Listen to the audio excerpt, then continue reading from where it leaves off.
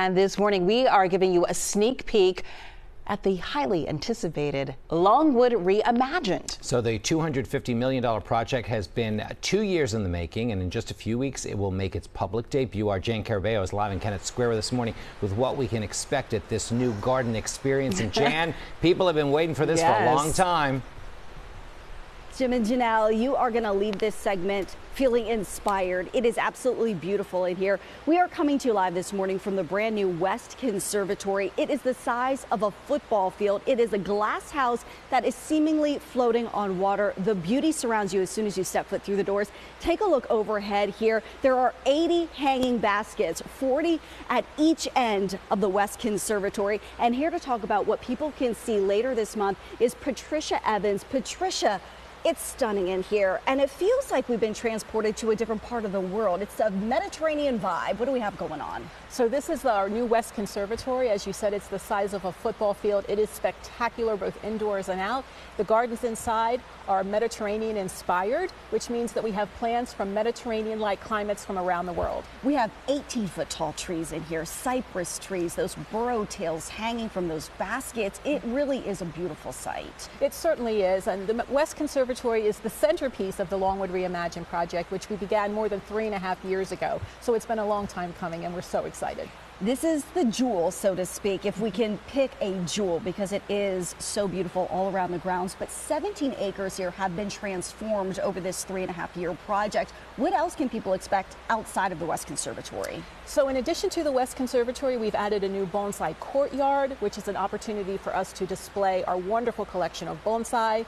We've added the Cascade Garden. We've actually preserved that. That was one of the gardens that we had back at Longwood by Roberto Burley Marx. It was the only remaining design of his in North America, so we said we have to save it. So we built a new glass house for it. We opened our new restaurant last week, and we have a new education building where we're holding classes for our continuing education programs as well as our K-12 programs. So a lot of new things to see. And part of that new restaurant, is there an event space as well, a first of its kind here on the grounds? There is indeed, yes. So we have our first private event space, so we will be hosting wedding receptions and other private events in that new beautiful space that overlooks the main fountain garden. And when we say the doors are opening soon this month, we're talking about in a couple of days. Members get a preview. Yes, we're giving our members a sneak peek starting this Sunday, and we open to the public on November 22nd in conjunction with our holiday display. And guys, I don't know if you can hear this, just take a second.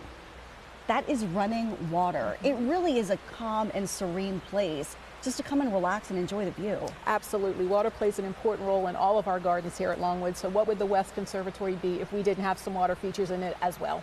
I keep saying this each and every time I come to Longwood. You guys can't do anything bigger and better, but it will be bigger and better, especially November 22nd when it opens to the public. That is also when the Christmas display opens. Talk about magic. It's going to be great. Yes, well, our holiday season theme this year is the magic of Christmas, and we can't think of a more magical way to celebrate that than opening these tremendous new spaces. Patricia. So November 22nd, mark your calendar. That's it. Circle it on the calendar. Patricia Evans, thank you so much. Jim and Janelle, did we inspire you? At least a trip? I don't know if we can recreate any of this at home, but at least we can come and enjoy it here on the grounds. Listen, Jan, if you get me in there, you're never going to get me out. I know. It is breathtaking. And they've been giving some sneak peeks on social media as well, so I can't wait to see it in person. All right.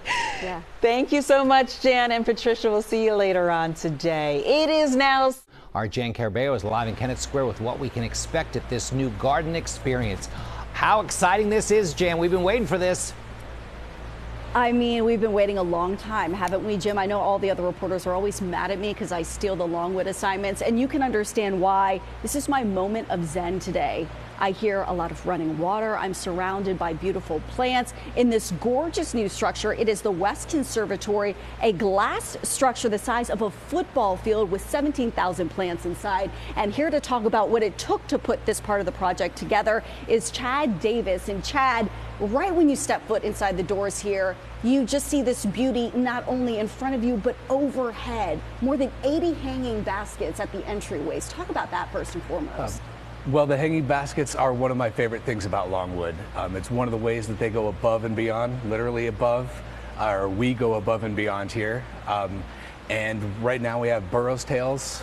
They're a sedum, and they are going to continue to grow, and they'll kind of be our long-term residents up there.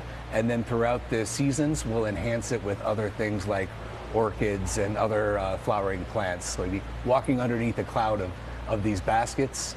And that's a great thing about these conservatories. It allows us to hang plants overhead and bring plants to another level. Yeah, beauty as far as the eye can see. This structure is grand. Can we talk about this structure itself? It is a feat of architecture. It's also extremely sustainable. What are we looking at? We're looking at a glass building, and it's amazing the way that it's kind of a permeable barrier, unlike our historic conservatories that are very hard and rigid. We're glass all around. We can see the sunset in the morning, or sunrise in the mornings and sunset in the afternoons.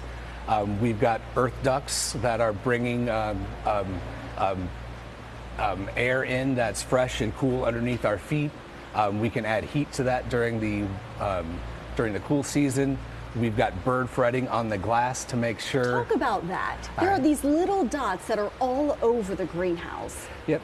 Tiny little pixels that the birds will pick up on and recognize the glass so they don't smash into it. I've seen some of our little sparrows already figuring out how it works.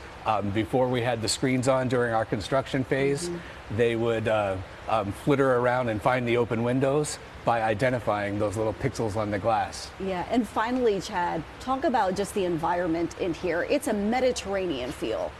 Yep, so Longwood has always looked to the Mediterranean for inspiration. If you look at Pierre and Alice visiting Italy and France during their travels, bringing ideas back, that's how we ended up with the Italian water garden and our main fountain garden here.